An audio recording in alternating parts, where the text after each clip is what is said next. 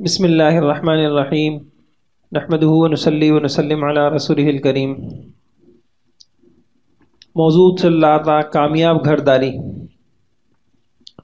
تو گزشتہ نشست میں نے یہ بات عرض کی تھی کہ گھرداری سیکھنا کیوں ضروری ہے۔ آج کا موضوع ہے کامیاب گھرداری کے بنیادی رہنما اصول۔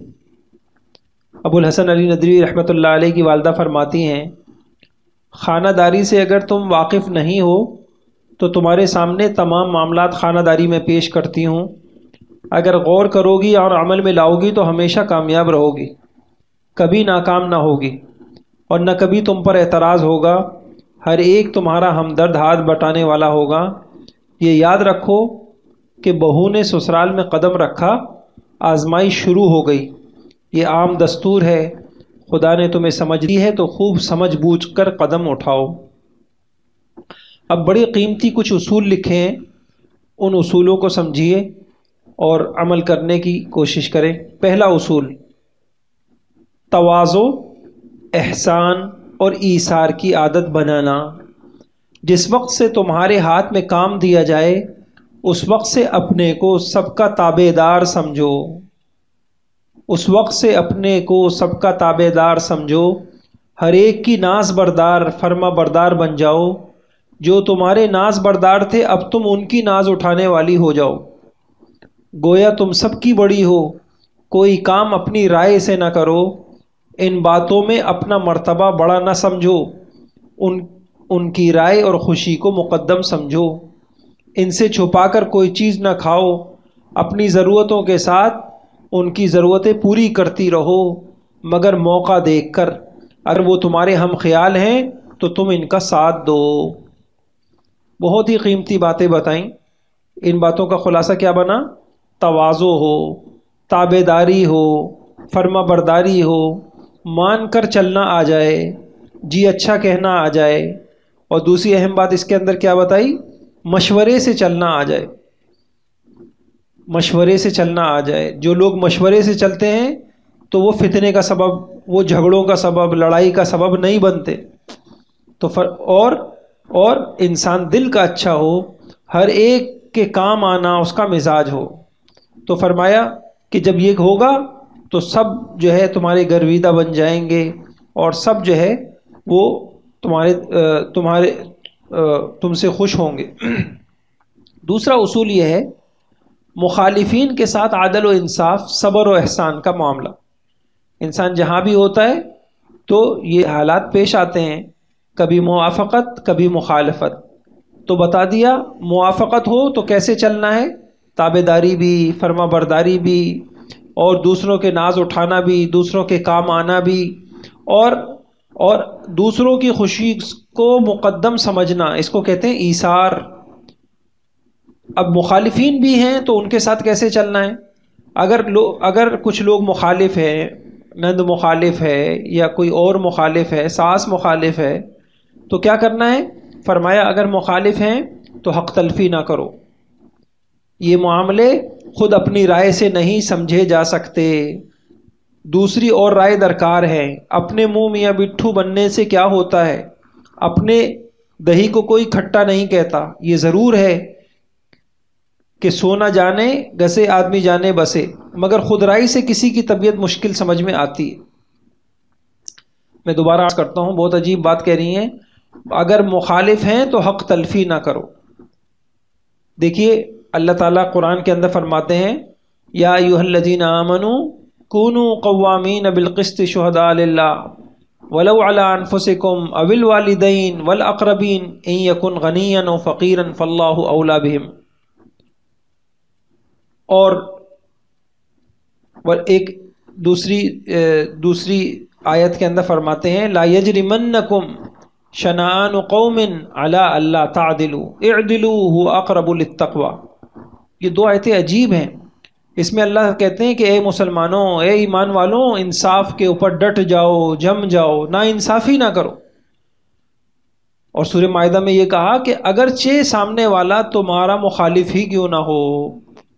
یہ بہت اعلیٰ درجے کی بات ہوتی ہے کہ انسان اپنے مخالفین کے ساتھ بھی انصاف والا معاملہ کرے. پہلے یہ بات سمجھ لیجئے، ہم جتنا بھی برتاؤ کرتے ہیں، لوگوں کے ساتھ معاملہ کرتے ہیں، تو وہ معاملات 4 قسم کے ہوتے ہیں. یا تو وہ معاملات ظالمانہ ہوں گے، یعنی کسی کی حق تلفی کر دی، کسی کا حق مار دیا، کسی کا حق نہیں دیا، یا پورا نہیں دیا، یا وقت پہ نہیں دیا، تڑپا کے دیا، یہ حق تلفی کرنا. اور ظلم سے بچنے کے لیے ضروری ہوتا ہے کہ انسان کو حقوق کا پتہ ہو. آپ آج یقین جانیے بہت سے گھروں کے جھگڑوں میں یہی بات کنفرم نہیں ہے، واضح نہیں ہے کہ حق کس کا کیا ہے. ساس کو نہیں پتا کہ میرے حقوق کا دائرہ کیا ہے، بیوی کو نہیں پتا کہ میرے حقوق کا دائرہ کیا ہے، شوہر کو نہیں پتا کہ میرے حقوق کا دائرہ کیا ہے. بس لڑائیاں چل رہی ہیں، ایک چیز اپنا حق سمجھ بیٹھی اور ایک چیز کو اپنا حق سمجھ لیا. بس مثلا ساس نے کہا کہ میری اجازت کے بغیر کوئی نہیں جائے گا، میری اجازت کے بغیر گھر سے باہر نہیں جاؤ گی. اب ساس کو سوچنا چاہیے کہ شریعت نے بھی بہو کو میری اجازت کا پابند بنایا یا نہیں بنایا. کہیں میں اس کو یہ والی پابندی لگا کر کہیں میں ظالم تو نہیں بن رہی، عند اللہ میں مجرم تو نہیں بن رہی. اور اسی طریقے سے بیوی کو بھی سوچنا چاہیے. بہت ساری ایسی چیزیں ہیں جو کام میں، جو برتاؤ میں اپنے شوہر کے ساتھ کر رہی ہوں، تو میرے یہ معاملات ظالمانہ تو نہیں ہیں. ایک بات تو میں نے عرض کیا، ایک معاملہ ہوتا ہے ظالمانہ اور ظلم ہوتا ہے حق تلفیوں سے. اور حق تلفی سے بچنے کے لیے ضروری ہوتا ہے کہ انسان حقوق کو پہچانے. آج حقوق کا نہیں پتہ. اور دوسرا معاملہ ہوتا ہے انصاف والا. اللہ تعالیٰ یہی کہتے ہیں، لوگوں انصاف کے اوپر آ جاؤ، ہر حق والے کا حق دو، ظلم سے اوپر جاؤ، ظلم سے نکلو، حق والے کا حق دو، اولاد کا حق دو، اولاد ماں باپ کے حق ادا کریں، بیوی بچوں کے حق ادا کریں. تو حقوق، بلکہ یہ دنیا ہے ہی حقوق اور ذمہ داریوں کو پورے کرنے کی جگہ، اور آخرت ہے ان حقوق پر جزا ملنے کی جگہ، جزا اور سزا ملنے کی جگہ. اور ایک عجیب بات ایک اللہ والوں نے فرمائی، وہاں کا دیکھیے، یہ جو انبیاء اکرام تشریف لے کے آتے ہیں، تو انبیاء اکرام کا جو علم ہوتا ہے وہ کیا ہوتا ہے؟ وہ علم یہی ہوتا ہے کہ وہ لوگوں کو حقوق بتاتے ہیں. نبی آتے ہیں، لوگوں کو بتاتے ہیں اللہ کا حق کیا ہے اور تم اللہ کا حق کس طریقے سے ادا کر سکتے ہو. یہ جو بندگی ہے یہ کون سکھاتا ہے؟ بتاتے ہیں ماں کا حق کیا ہے، باپ کا حق کیا ہے. یہ حقوق عقل سے طے نہیں کیے جا سکتے، یہ حقوق عقل سے نہیں طے کیے. اور دنیا کا جتنا علم ہے، سائنس کا علم کیا بتائے گا آپ کو؟ وہ یہ بتائے گا چیزوں کے اندر کیا تاثیر ہے، چیزوں کے اندر کیا چیز ہے. تو یہ علم بھی بڑا اونچا ہوتا ہے، حقوق والا علم، حقوق جس سے حقوق کی پہچان ہو جائے. اور تاکہ، اور عجیب بات یہ ہے کہ جب حقوق ادا ہوتے ہیں تو زندگیوں میں خوشیاں آتی ہیں، اور جب حق تلفیاں ہوتی ہیں تو رنجشیں آتی ہیں، کدورتیں بڑھتی ہیں. تو میں نے آپ سے عرض کیا کہ دوسرا طریقہ ہوتا ہے کسی کے ساتھ معاملہ کرنے کا کہ انسان انصاف کرے. انصاف میں اللہ تعالیٰ نے 4 باتیں کہیں. ایک بات تو یہ کہی کہ جم جاؤ، ڈٹ جاؤ، کوئی چیز تم کو انصاف سے ہلانے نہ پائے. قوامین، علماء نے اس پہ لکھا ہے تفسیروں کے اندر. اللہ پاک نے یہ نہیں کہا انصاف پہ قائم رہو یا انصاف کرو، فرمایا کونو قوامین، جم جاؤ، ڈٹ جاؤ. کوئی چیز، اب کتنی چیزیں انسان کو ہلاتی ہیں انصاف سے. بس اوقات ولو علی انفسکم، بس اوقات انسان کے اپنے ذاتی مفاد. انسان انصاف کی بات کیوں نہیں کر رہا ہوتا، یا انسان اپنے قصوروں کا اعتراف کیوں نہیں کر رہا ہوتا؟ کہ اپنے مفاد کے خلاف جا رہی ہے بات. اگر میں یہ بات قبول کر لوں گی، میں یہ بات مان لوں گی، تو پھر تو میرا یہ حق چلا، پھر تو میرا یہ فائدہ چھوٹ جائے گا، یہ مفاد پہ زد پڑے گی. تو اللہ پاک نے کہا اپنے مفاد کی وجہ سے نا انصافی نہ کیا کرو. پھر کیا فرمایا؟ ولو علی انفسکم او الوالدین. دیکھیے انسان کے جتنے تعلقات ہوتے ہیں، ان تعلقات میں سب سے بڑا تعلق، سب سے قریبی تعلق انسان کا ماں باپ سے ہوتا ہے. فرمایا ماں باپ کی وجہ سے بھی نا انصافی نہ کرو. اگر ماں باپ بھی کسی پہ ظلم کر رہے ہیں تو تم حق کا ساتھ دو، تم ماں باپ کا ساتھ نہیں دو.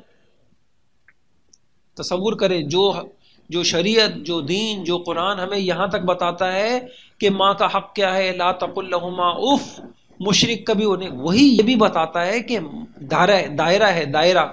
آپ یقین جانیں آج کتنے گھروں کے مسائل حل ہو جائے اگر مرد سمجھداری سے کام لیں.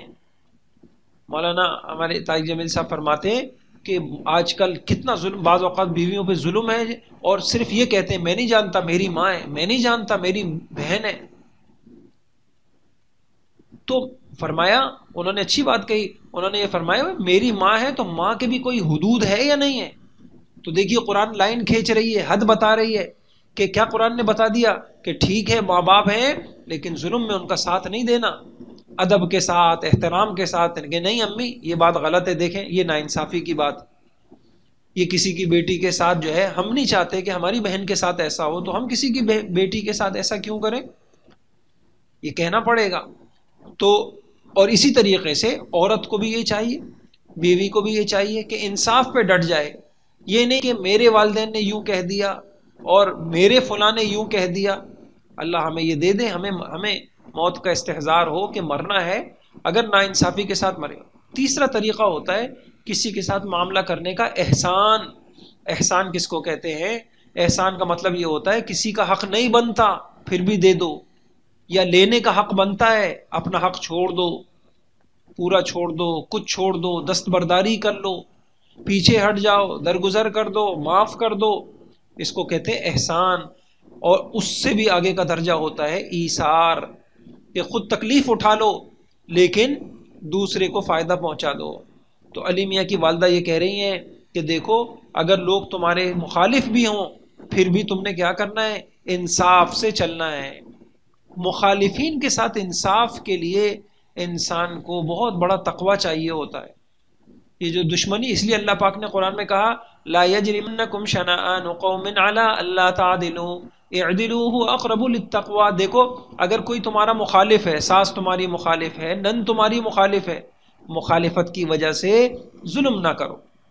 آج عجیب بات ہے کوئی ایک آدمی ہمارا مخالف ہو جائے تو 100 خون حلال ہو جاتے، بس اس کی غیبت بھی حلال، اس بہتان بھی حلال. نہیں جی، کیوں؟ اس لیے کہ وہ مخالف ہے ہمارا.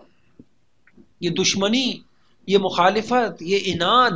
یہی میں ایک عجیب بات آپ کو بتاؤں کہ بعض اوقات ساس کی طرف سے ظلم ہوتا ہے لیکن اس ظلم کا جواب جو ہے یہ غیبتیں ہو رہی ہوتی ہیں، پیچھے پیچھے جھوٹے الزام لگ رہے ہوتے ہیں. اس کی وجہ سے ایک لحاظ سے وہ بیوی بہو بھی ظالم بن جاتی ہے، اس لیے اس کی مدد اللہ کی طرف سے آئی ہوئی مدد ہٹ جاتی. قرآن حدیث سے تو ہمیں یہ پتہ چلتا ہے کہ انسان بد دعا بھی کر دے تو اس نے بدلہ لے لیا، اور بدلہ لینے والے کے ساتھ مدد نہیں ہوتی. دعا اگر اپنے مخالف کے لیے بد دعا بھی کر دی تو بدلہ ہو گیا، اس نے یوں کیا تم نے یوں کیا. تو کیا کرنا ہے؟ مخالف کے ساتھ بھی. اچھا ایک اہم ترین بات آپ کو بتاؤں، اور یہ علی میں جو سمجھاؤں ان کی عبارت سے وہ یہی کہنا چاہ رہی ہیں کہ اپنے منہ میاں مٹھو بننے سے کیا ہوتا ہے، اپنی دہی کو کوئی کھٹا نہیں کہتا. یہ عجیب بات، اس کو بہت غور سے سمجھیے گا. بات یہ ہے انسان کا نفس ہر اختلاف کے موقع پہ اس کو یہی سمجھاتا ہے کہ تم صحیح اور سامنے والا غلط. آپ نے کبھی دیکھا کیا ہو جائے گا؟ میاں بیوی میں لڑائی ہو گئی تو لڑکی والے نے ہمیشہ یہی کہنا ہے کہ ہماری بچی ٹھیک ہے آپ لوگ غلط، اور لڑکے والوں نے ہمیشہ یہی کہنا ہے کہ ہمارا لڑکا صحیح آپ لوگ غلط. اور ہم اپنے ساتھ دیکھ لیں، انسان کو ہر اختلاف پر انسان کا نفس یہ کہتا ہے کہ بھئی میں صحیح ہوں یہ غلط ہے. بہو یہ کہے گی کہ میں صحیح ساس غلط، ساس کو یہ سمجھ. تو یہ تو بہت ہی کسی کے اندر کی صفائی ہو جائے اور بہت ہی زیادہ خدا خوفی پیدا ہو جائے اور باطن پاک صاف ہو جائے تو وہ لوگ اعتراف کرتے ہیں نہیں جی میں سمجھ گیا میری غلطی تھی، میں معافی چاہتا ہوں، میں معافی چاہتی ہوں، میری غلطی تھی. اب کیا کرنا چاہیے؟ اختلاف کے موقع پہ حق اور باطل کا، صحیح اور غلط کا فیصلہ از خود نہیں کرنا چاہیے. اگر ہم اپنے آپ سے کروائیں گے تو پکی بات ہے ہر اختلاف میں انسان کا نفس تو یہی کہے گا کہ بھائی تم صحیح ہو شوہر غلط ہے، تم صحیح ہو ساس غلط ہے، تم صحیح ہو نند غلط ہے. تو کیا کرنا چاہیے؟ کوئی تیسرا ہونا چاہیے، کوئی اللہ والا ہو، کوئی تیسرا ہو، اس کے سامنے معاملہ رکھ دیے جائے. ہمارے گھر میں یہ معاملات چل رہے ہیں اور میری طرف سے ان کو یہ شکایتیں ہیں اور مجھے یہ شکایتیں ہیں. اب جب دوسرے کے سامنے، عالم کے سامنے رکھی جائیں گی، بسا اوقات کیا ہوگا کہ ہم سمجھ رہے ہوں گے کہ یہ ہمارے اوپر ظلم ہو رہا ہے، اور جب بات پوری سامنے آئے گی تو قرآن حدیث کی روشنی میں اور جو حقوق خدا کی طرف سے طے شدہ ہیں ان کی روشنی میں بات سامنے آئے گی تو پتہ چلے گا کہ نہیں، ہم ہی ظالم ہیں. تو بلکہ میں اکثر یہ کہتا ہوں نکاح کے موقع پہ کہ زندگیاں اچھی ہونے کی ایک طریقہ تو یہ ہے کہ انسان سنور جائے. ظاہری بات ہے یہ اتنا آسان کام نہیں ہے. دوسرا کام یہ ہے کہ ہر ایک جو ہے نا کسی کو بڑا بنائے. اور میں اپنے طلباء سے کہتا ہوں بھائی، اپنے طلباء سے میں نے عرض کی یہ بات کہ بھائی دیکھو کہ سب سے اچھا تو یہ ہے کہ کسی اللہ والوں سے بیعت ہو اور ان کے پاس کثرت سے جاؤ، ذکر کرو، تربیت کرواؤ، بہت اچھی بات ہے. لیکن ظاہری بات ہے کہ نفسا نفسی کا عالم ہے، ہر ایک میں یہ چیز نہیں ہوتی. پھر میں ان سے عرض کرتا ہوں کچھ نہیں کر سکتے، ایک کام ضرور کرو. وہ کام یہ کرو کہ زندگی میں کسی کو بڑا بناؤ، اور خاص طور سے اختلاف کے موقع پر تو کبھی بھی، اختلاف کے موقع پر صحیح اور غلط کا فیصلہ کبھی خود نہ کرو، کسی بڑے سے کرواؤ کہ جی یہ معاملہ ہو گیا ہے، مجھے انتظامیہ سے یہ اختلاف ہو گیا ہے، مجھے فلاں سے یہ اختلاف ہو گیا ہے، مجھے فلاں، میں ان کے ساتھ کاروبار کرتا ہوں، مجھے یہ اختلاف ہو گیا. ایسے ہی آپ سے بھی میں عرض کرتا ہوں کہ اگر یہ ہو جائے نا یقین جانے، تو پھر کتنے انسان کے معاملات سنور جائیں، کتنے انسان کے معاملات سنور جائیں. لیکن کوئی ایک انچ بھی اپنے مفاد سے پیچھے ہٹنے کے لیے تیار نہیں جی. اگر ہم نے فتویٰ لے لیا اور فتویٰ ہمارے مخالف آ گیا تو پھر تو ہمیں پیچھے ہٹنا پڑے گا. مفاد سے پیچھے ہٹنے کے لیے کوئی تیار نہیں. تو یہ علی میاں کی والدہ نے بہت اچھی بات فرمائی. انہوں نے فرمایا کہ دیکھو مخالف کے ساتھ بھی حق تلفی نہ کرو اور اپنے آپ کو حق پہ مت سمجھو، اور کیونکہ انسان کا نفس تو یہی بتائے گا. خود رائے سے کسی کی طبیعت مشکل سمجھ میں آتی ہے. یہ تسلیم ہے کہ انداز کسی کا چھپا نہیں رہتا، لیکن بیٹھ کے، پوچھ کے، سن کے، دیکھ کے جب معلوم ہوتا ہے. اگر خدا نے تمہیں توفیق دی تو جیسا ہو تم بھلائی کرتی رہو، ورنہ تمہاری بے صبری، بد اخلاقی ظاہر ہوگی. احسان سر جھکا دیتا ہے، اچھے برتاؤ سے دشمن بھی دوست ہو جاتے. یہ قرآن کی ایک آیت ہے. قرآن کی ایک آیت ہے کہ ادفع باللتی ہی احسن فاذا الذی بینک وبینہ عداوہ کأنہ ولی حمیم وما یلقاها الا الذین صبروا وما یلقاها الا ذو حظ عظیم. فرمایا کہ برائی کا بدلہ اچھائی سے دو. ہمارے یہاں کیا ہوتا ہے، برائی کرتے ہی ہم اختلاف نہیں، ہم اس کو دشمنیاں بنا لیتے ہیں. میں بہت قیمتی باتیں آپ سے عرض کر رہا ہوں. ہم ہر اختلاف کو دیکھیے، اختلاف تو دنیا میں ہوگا. کسی نے بڑی اچھی بات کہی، جب دو شکلیں نہیں ملتی، دو انسانوں کی شکلیں نہیں ملتی تو عقلیں کیسے ملیں گی؟ مزاج الگ الگ ہوتے ہیں، رویے الگ الگ ہوتے ہیں، پسند الگ الگ ہوتی ہے، ناپسند الگ ہوتی. بڑی خوش نصیبی کی بات ہے کہ دو کے مزاج مل جائے. اب دیکھیے مثال کے طور پہ لڑکی ہے، وہ 20 سال 25 سال 30 سال ایک مخصوص ماحول میں رہی، اس کے گھر میں پسند ناپسند کا اپنا ایک مزاج تھا، ایک عادت تھی، ایک رویہ تھا، اور 20-25 سال میں وہ رویہ پکا ہو جاتا ہے. لڑکا ایک الگ ماحول میں رہا. تو ضروری نہیں ہے کہ مزاج مل جائیں، بلکہ سچ بات آپ سے عرض کروں، کامیاب عورت وہ ہے جو شوہر کے مزاج میں اپنے مزاج کو ڈھال لیتی ہے. اور جو اڑ جاتی ہے، آگے میں انشاءاللہ کبھی عرض کروں گا، تو یقین جانیے مرد سے انا کی جنگ میں کوئی عورت جیت نہیں سکتی. انا کی جنگ میں مرد سے کوئی عورت جیت نہیں سکتی. وہ عورت اپنی انا کی وجہ سے اپنا گھر برباد کر ڈالتی. دیکھیے شروع میں کیا ہوگا، شروع میں مزاج کا اختلاف ہوگا، ایک دوسرے کو سمجھنا.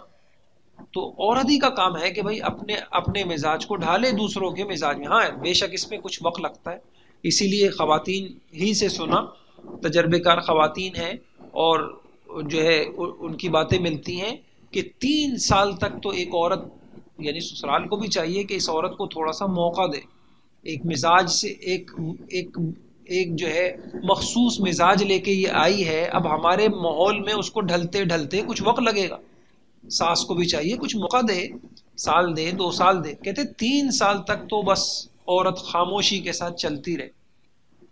3 سال اگر اس نے صبر کے گزار دیے اور 3 سال صبر و تحمل کے ساتھ اور اپنی انا کو نیچے کرتے ہوئے تواضع کے ساتھ ایثار کے ساتھ مخالفین کے ساتھ بھی بھلائی کے ساتھ گزار دیے تو بقیہ زندگی اس کی ہے۔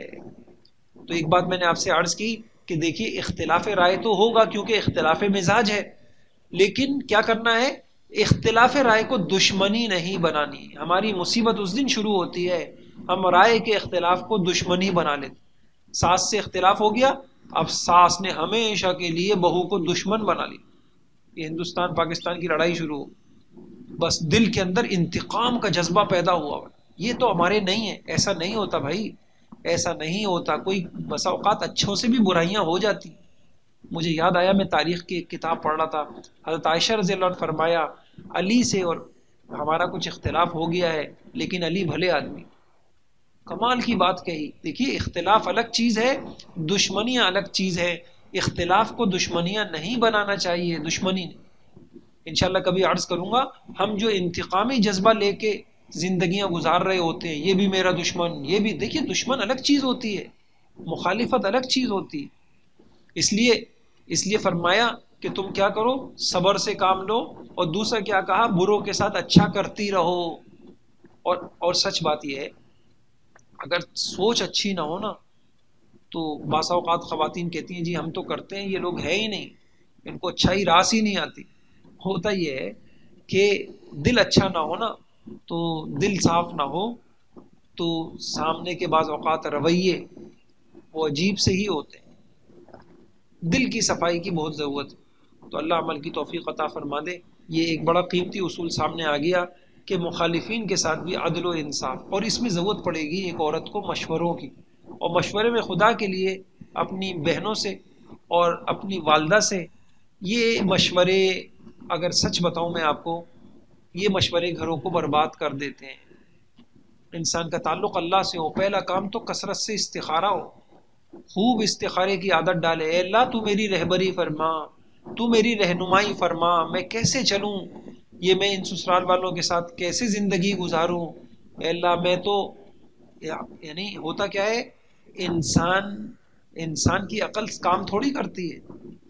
اب دشمنی آ گئی، عقل صحیح فیصلہ تھوڑی کرے گی، عقل نہیں کرتی صحیح فیصلہ۔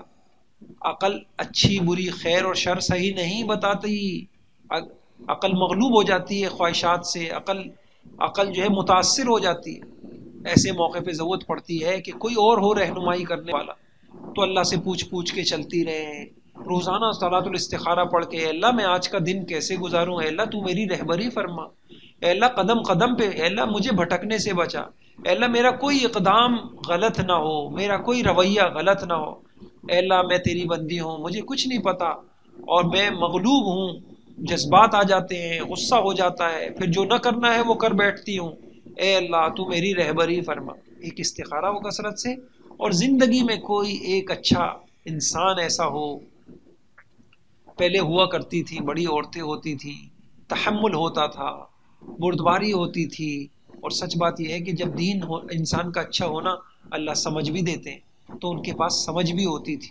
اب تو اللہ معاف فرمائے ہر ایک ہی رشتوں کو کمزور کرنے پہ لگا ہوا ہے، ہر ایک رشتوں کو کمزور کرنے پہ لگا ہوا ہے، دخل اندازیاں ہیں، اور دوسروں کی طرف سے بھی رشتوں کو بجائے مضبوط کرنے کے کمزور کیا جا رہا ہے۔ ماں باپ اپنی بچیوں کے گھر اجاڑ رہے، کتنے واقعات ہیں۔ تو میں کیسے سمجھا دوں آپ کو کہ کوئی سمجھدار ہو، کوئی سمجھدار اللہ والا ہو اور اس سے مشورہ کر کے چلا جائے، یا جو بھی ہو اپنے خاندان میں ہو لیکن شریعت کے تقاضوں کے مطابق ان سے پوچھ کے چلا جائے، تو انسان اچھی زندگی گزار سکتا ہے۔ اللہ سے تعلق اچھا ہو، کثرت سے استخارہ ہو، اللہ رہبری کرتے ہیں، آپ یقین جانیے اللہ رہبری کرتے ہیں۔ خود بخود دل کے اندر ایک غلط خیال نکل جاتے ہیں، غلط اقدام، غلط سوچیں ختم ہو جاتی ہیں۔ بس اوقات استخارے کی برکت سے آپ کے ذہن میں ایک سوچ پروان چڑھ رہی ہے کہ مجھے یوں کرنا ہے، لیکن اللہ سے مانگ رہے ہیں اخلاص کے ساتھ، کثرت سے رو کے، تو کیا ہوتا ہے کہ وہ جو سوچ ہوتی ہے وہ کمزور ہونا شروع ہو جاتی ہے، وہ ارادہ جو پہلے بنا ہوا تھا وہ ختم ہو جاتا ہے، ایک کوئی اور اچھا ارادہ اس کی جگہ آ جاتا ہے۔ یہ اللہ کی اللہ کی بڑی مدد ہے، دنیا میں کسی کے پاس، کسی مذہب والوں کے پاس یہ چیز نہیں۔ اللہ تعالیٰ نے مسلمانوں کو یہ چیز دی ہے۔ حضور استخارے کی دعا ایسے سکھاتے تھے جیسے قرآن کی کوئی آیت سکھاتے ہیں، یہ بخاری کی روایت ہے، اتنا اہتمام کرتے تھے۔ تو ہمارے بہت سارے گھروں کی بربادی کی بڑی وجہ ہمارے اقدام غلط ہیں، ہمارے انتخاب غلط ہیں۔ نہیں کرنا وہ کر بیٹھتے ہیں، جو کرنا ہے وہ چھوڑ دیتے ہیں، جو ابھی کرنا ہے اس کو تاخیر کر دیتے ہیں، جو کچھ عرصے کے بعد کرنا ہوتا ہے وہ پہلے کر بیٹھتے ہیں، جس کے سامنے بولنا ہے اس کے سامنے خاموش ہو جاتے ہیں، جتنا بولنا ہے اس سے زیادہ بول جاتے ہیں۔ ہزاروں چیزیں ہیں، اور اللہ سے تعلق نہیں ہوتا تو اللہ کی مدد بھی ساتھ نہیں ہوتی۔ اللہ کی مدد ہوتی ہے جب اللہ سے تعلق مضبوط ہوتا ہے اور اللہ سے پوچھ پوچھ کے چلا جاتا ہے، اے اللہ آپ ہی مجھ پہ کھول دیجئے، آپ کی پسند کیا ہے، اے اللہ مجھے سمجھ میں نہیں آ رہا یہ ساس کا رویہ، اے اللہ آپ میری رہبری کریں کہ میں کیا کروں کیا نہ کروں۔ مانگ رہی ہیں، 1 مہینہ ہو گیا مانگ رہی ہیں، ہر روز ظہر کی نماز کے بعد نفل پڑھ کے استخارہ، عصر سے پہلے استخارہ، مغرب کی بعد کی نفلوں میں استخارہ، عشاء کے بعد کی نفلوں میں استخارہ، پھر تسبیح لے کے دن بھر پڑھ رہی ہیں، اللہم الہمنی یا ربنا آتنا من لدنک رحمہ وہیئ لنا من امرنا۔ آپ کو میں سچ بتاؤں ایسی اللہ آپ کو سمجھ دیں گے، ایک کام یہ، اور زندگی میں کوئی مشیر اچھا ہو، جذباتی نہ ہو۔ دیکھیے ماں، اس کو اپنی اولاد سے ایک تعلق ہوتا ہے، اس کا تعلق جذباتی ہے، جذبات کے ہوتے ہوئے فیصلے درست ہو ہی نہیں سکتے، جذبات غالب آ جاتے ہیں، عقل مغلوب ہو جاتی ہے، عقل اپنا صحیح کام نہیں کر پاتی۔ عقل حکمت یہ کوئی چھوٹی چیز ہی تھوڑی ہے کہ ہر گھر میں بٹتی پھرتی ہو۔ ناقص العقل تو اللہ حدیث میں اللہ پاک نے عورت کو ویسے ہی کہا ہے، عورتوں سے مشورے کیا کرنا۔ تو مشورہ ہو ایسے جو جن کو تجربہ ہو اور جن کو میاں بیوی کے مسائل کا تجربہ ہو، سسرال کے مسائل کا تجربہ ہو، اور ہاں ایسی بعض اوقات پتہ نہیں ہوتی ہیں نہیں ہوتی، ہم تو بہت تلاش کر رہے ہیں، اللہ کرے کہ ایسی خواتین ہوں، ہم جگہ جگہ ان کی ورکشاپیں ہوں، ایسی تجربے کار خواتین ہوں جن کو سسرال کے مسائل کا علم بھی ہو، انہوں نے اپنی زندگی میں سسرال کے مسائل کو اپنے علم، حکمت، اللہ کی مدد سے بہت اچھی طریقے سے سلیقے سے حل بھی کیا ہو۔ ایسی خواتین تو ہم تو تلاش میں، اگر آپ کو ملے تو ہمیں بتائیں۔ ہم چاہتے ہیں کہ آج کل بچی یہ بیانات کروائے جائیں خواتین کی، اور یا بسا اوقات اگر مرد بیان کرے اس کے بعد اس قسم کی خواتین کا حوالہ دیا جائے کہ بھائی اب جو ہے فلاں ہمارے پاس ایک خاتون ہے، اب کسی کو خاتون کو اگر کوئی مسئلہ ہو تو اپنا مسئلہ ان کو بیان کریں۔ ایسی خواتین تو آج ناپید ہیں، آج تو ہے ہی نہیں ایسی خواتین، کس سے مشورہ کریں؟ تو بہرحال یہ قیمتی چیز ہے، کوئی مشکل نہیں ہے، انسان چند کام کر لے تو اللہ تعالیٰ زندگی آسان فرما دیں، اللہ تعالیٰ عمل کی توفیق عطا فرمائے۔